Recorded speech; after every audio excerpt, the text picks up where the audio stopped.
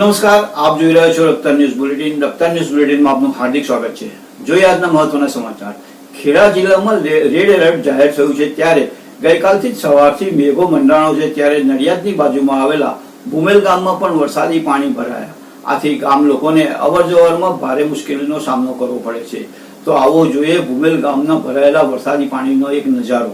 ભૂમેલ ગામમાં વરસાદની જનજીવન પ્રભાવિત. ભારે વરસાદના કારણે ભૂમેલ ગામમાં અનેક વિસ્તારોમાં ભરાયા પાણી, જેના કારણે સ્થાનિક લોકોને અવરજવર કરવામાં ભારે મુશ્કેલીનો સામનો કરવો પડી રહ્યો છે.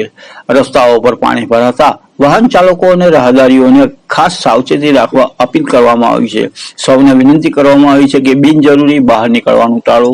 પાણી ભરાયેલા રસ્તાઓ પરથી પસાર થતી વખતે સાવચેતી રાખો. બાળકોને પાણી ભરાયેલા વિસ્તારોમાં જવા ના દો. સુરક્ષિત રહો અને સ્થાનિક તંત્રની સૂચનાઓનું પાલન કરો.